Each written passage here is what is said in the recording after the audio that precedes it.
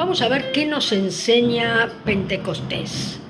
Hechos 2, 1 al 13 dice: Cuando llegó el día de Pentecostés, estaban todos unánimes juntos, y de repente vino del cielo un estruendo como de un viento recio que soplaba, el cual llenó toda la casa donde estaban sentados, y se les aparecieron lenguas repartidas como de fuego, asentándose sobre cada uno de ellos. Y fueron todos llenos del Espíritu Santo y comenzaron a hablar en otras lenguas, según el Espíritu les daba que hablasen. Bueno, lo que ustedes escuchan es la Mascletá, no es ningún rumor sobrenatural, Están acá festejando el último día de Fallas y entonces es esto lo que pasa. Bueno, seguimos entonces. Moraban entonces en Jerusalén judíos varones piadosos de todas las naciones bajo el cielo. Y hecho este estruendo, se juntó la multitud y estaban confusos, porque cada uno les oía hablar en su propia lengua. Y estaban atónitos y maravillados, diciendo: mirad, ¿no son galileos todos estos que hablan?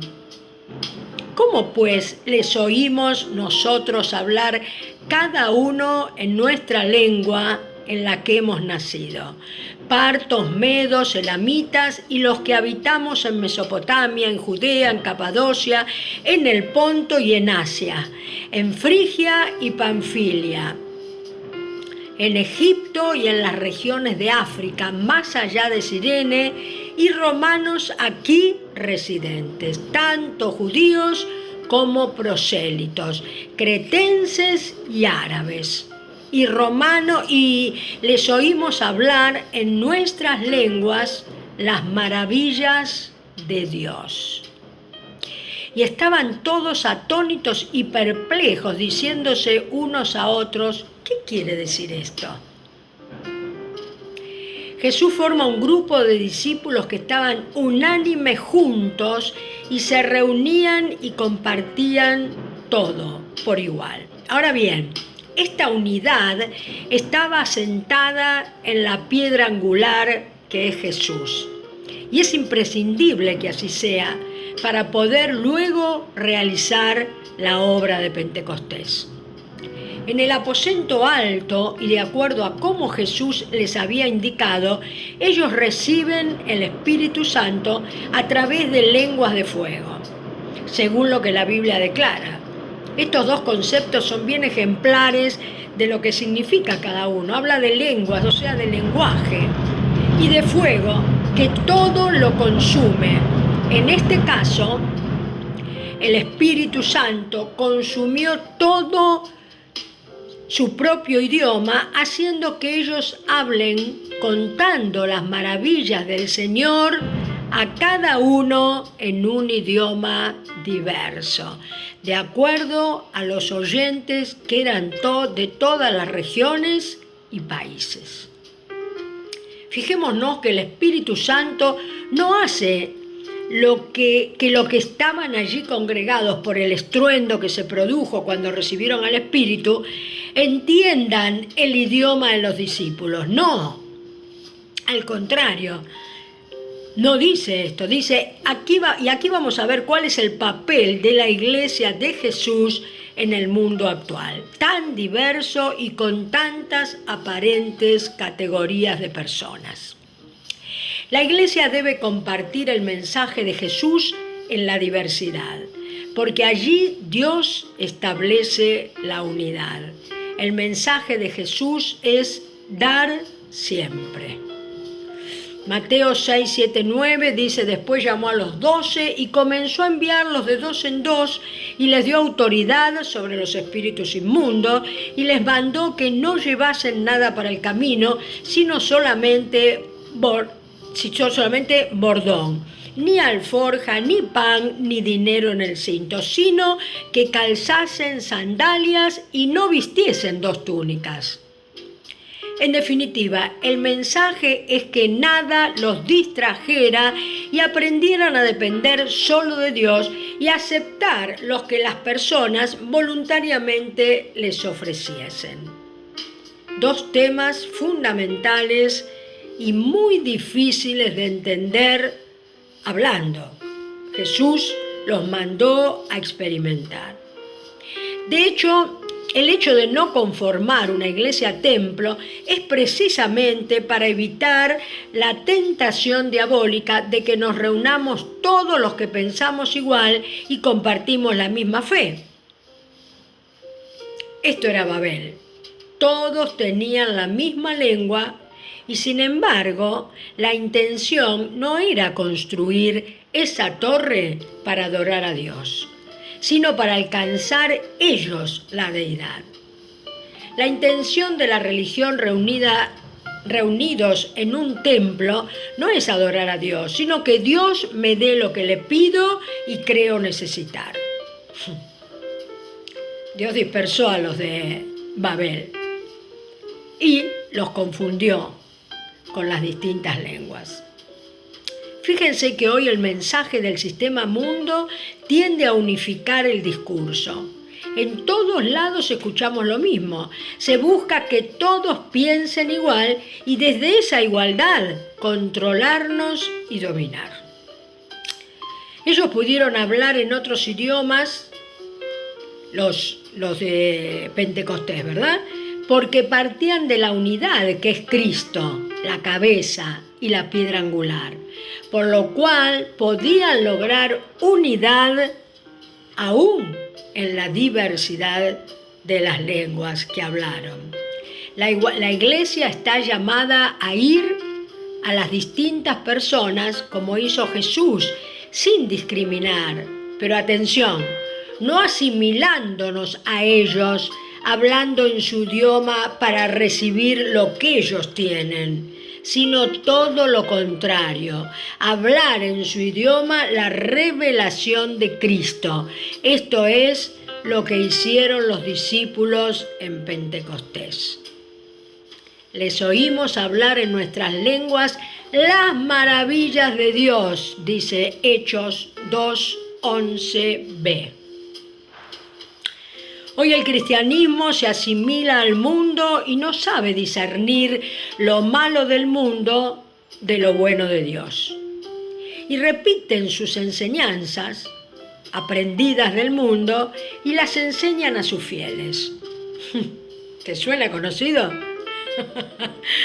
La Iglesia de Jesucristo es dadora. No pedimos por lo que damos. Sabemos que si damos, recibiremos, pero no como un trueque, sino por la fe que tenemos en aquel que nos conoce plenamente y sabe qué es lo que necesitamos verdaderamente.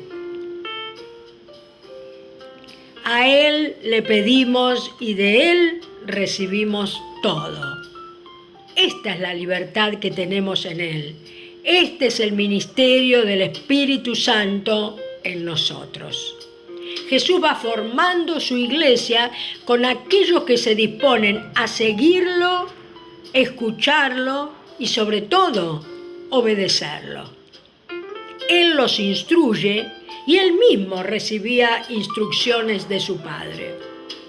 Hebreos 1:1-3 dice: Dios, habiendo hablado muchas veces y de muchas maneras en otro tiempo a los padres por los profetas, en otro tiempo, en estos postreros días nos ha hablado por el Hijo, a quien constituyó heredero de todo y por quien asimismo hizo el universo, el cual, siendo el resplandor de su gloria y la imagen misma de su sustancia, y quien sustenta todas las cosas con la palabra de su poder, efectúa en nosotros la purificación de nuestros pecados. ¿Qué te parece? Tremendo, tremendo esto. Y además dice, se sentó a la diestra de la majestad en las alturas. Este es quien nos dirige, este Cristo, este Espíritu Santo, ya no los profetas, el Espíritu Santo directamente que está dentro de ti si estás arrepentido y vivís peleando o resistiendo al pecado que mora en nuestra vieja criatura. Por lo tanto, la iglesia novia está conducida por Él, el Espíritu Santo, y no por hombres.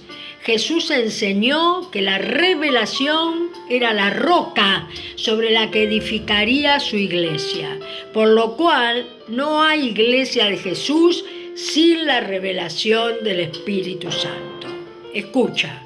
Mateo 16, 18 dice, Simón Pedro le respondió, tú eres el Mesías, el Hijo del Dios viviente. Y Jesús le dijo, Simón, hijo de Jonás, qué afortunado eres, porque no fue un ser humano el que te lo reveló, sino mi Padre que está en el cielo.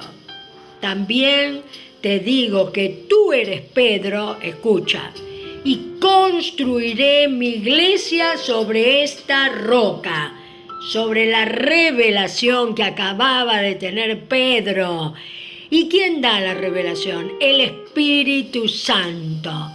Y las fuerzas de la muerte, dice, no la derrotarán. ¿Qué te parece? Este versículo que tanto tiempo, hoy que la roca es Pedro, que él es la cabeza del... ¿Qué va a ser Pedro y la cabeza de nada? La cabeza sigue siendo Jesús y la roca es la revelación, por lo cual no hay iglesia de Jesucristo sin revelación del Espíritu Santo. ¿Qué tal? Pero bueno, necesitamos esto. Una vez resucitado y antes de ascender, luego que les quitó el velo que mantenían, Lucas 24, 31. Nos tiene que quitar el velo. En ese momento se les abrieron los ojos y reconocieron a Jesús. Lucas 24, 45, 49 dice, entonces les abrió la mente para que comprendieran las Escrituras y les dijo, está escrito que el Mesías tenía que morir y resucitar al tercer día, y que en su nombre se anunciará a todas las naciones que se vuelvan a Dios, en arrepentimiento, claro, para que Él los perdone sus pecados. No tiene que decirles, no hay que decir, Jesús nos dijo, díganle que Dios los ama, que quieran que Dios quiere que sean felices. No. Él dice que se vuelvan a Dios para que Él los perdone. Comenzando, dice, desde Jerusalén, ustedes deben dar testimonio de estas cosas y yo enviaré sobre ustedes lo que mi Padre prometió, el Espíritu Santo. Pero ustedes quédense aquí en la ciudad de Jerusalén hasta que reciban el poder que viene del cielo. Perseveremos en la verdad, sigamos construyendo sobre la roca que es Jesús. No aceptes intermediarios porque no los hay. El Espíritu Santo hoy es el que conduce a su iglesia. Seguir a Cristo y obedecerlo es todo ganancia.